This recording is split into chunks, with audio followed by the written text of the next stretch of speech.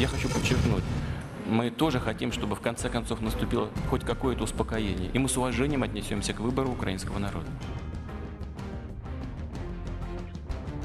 On Sunday, Ukrainians will head to the polls amid growing clashes between armed forces and separatists in the eastern regions. Joining us with more on this is Boris Zilberman. He's the deputy director at the Foundation for Defense of Democracies. And Mr. Zilberman, we hear in the news that just yesterday, 16 people killed in clashes. Do you have any optimism that this is going to unfold in some sort of peaceful, amicable way? I think the way the escalation on the ground is happening is you'll see more of these clashes. There were more deaths today and more clashes between pro-Ukrainian forces, Ukrainian National Guard, and pro-Russian separatists. And I think you'll see that escalate in attempts to disrupt the voting on Sunday. So I don't see a lot of optimism, certainly not in the short term. And so someone will be elected, someone will win. It seems like Petro Poroshenko is the front runner. He may very likely win, whether or not it's in this one or in a runoff follow-up vote later on, a couple weeks later. President Putin there in the clip saying he's going to respect the wishes, work with whoever wins. We've heard things he said before that don't necessarily turn out to be true. Do you have faith that he's going to follow through on that commitment? To be perfectly frank, no. I think his statements fall squarely in the category of I'll believe it when I see it. Just like in the past couple of days, they said they were going to remove their troops off or pull back their troops off the Ukrainian border. And just today, you saw comments from the Russian military basically slow walking that, saying that it might take 20 days. And you see a kind of a reversal of that statement already. So until it really happens, I put very little credence to what President Putin has said. Here's a little thesis I want to pass by you, because when he said, I'm going to respect the results of the election, he also said, well, the government must halt the military operations against the separatists. And obviously, if you're trying to run an election, and we know that in the Donetsk and the Luhansk regions, there's turmoil, even just getting the ballot boxes to the regions, there's fighting there. They're going to have to go in and bring down the law to at least try and get some sort of turnout. Well, Putin might say, well, I mean, this election, there's so much violence. I can't respect that election. I can only respect a clean election, which, of course, he's not going to have with the separatists moving around. It's like he's got them in this catch-22. That's exactly right, and he may very well respect the vote in Western Ukraine, but say because of the separatists or danger to the Ukrainian poll workers, that there was no fair vote in Eastern Ukraine, and he may use that opportunity to again try to split the nation in half. So I think you'll see that he may very well respect what happens in Lvov, but he may not respect what happens in Luhansk or Donetsk.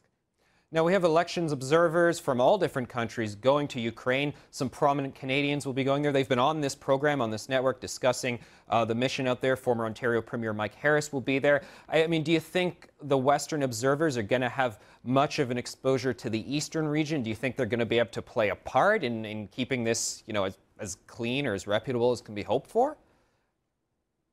I mean, that's a very open-ended question, seeing if how willing the Ukrainian forces are to be going into the tougher parts of Slavyansk and Donetsk and Luhansk and some of the areas where you're seeing the heavy fighting. I don't know if they're going to be able actually to get there to open up polling stations.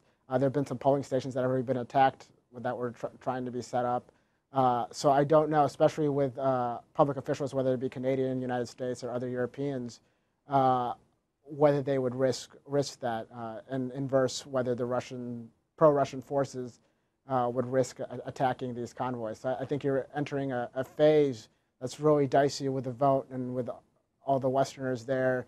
And you're basically also having a civil war on the ground right now, where you're having multiple deaths a day in these skirmishes between both forces. That you could have a situation where those kind of observers might get caught in the crossfire, and you could see an escalation. Now, Boris, I understand that when the separatists took charge of many of the government buildings, they flicked the switch on the television stations, and lo and behold, you can't watch the Ukrainian news. You got to watch the Russian news there. I imagine some people are pleased about that because that's what they want. But at the end of the day, the folks there who are voting in the Ukrainian election, they don't have a clue what's going on. I mean, by default, is this election, I mean, we were talking about the original referendum being bogus. This seems like it's just been set up by the separatists to be completely bogus as is based on all these factors. Yeah, I mean, they've de facto separated themselves. So in turn, when they don't have a proper vote in the May 25th election this Sunday, they will then, like you point out, in turn say, well, we didn't have a proper voice. We can't be a part of your government. So they've set this up to play that card very, very well. So, I mean, let's take a prediction here. Let's say Mr. Poroshenko wins, whether first ballot or later. What do you foresee unfolding there in Putin's reaction and just how the Eastern people are a part of it or refuse to be part? Look, I think Poroshenko is definitely the likely winner, and he will try to get closer to the West. But at the same time, I think he's going to have to figure out a way to deal with Putin and coexist. And I think that's going to be really his trick. And how much influence can Putin have?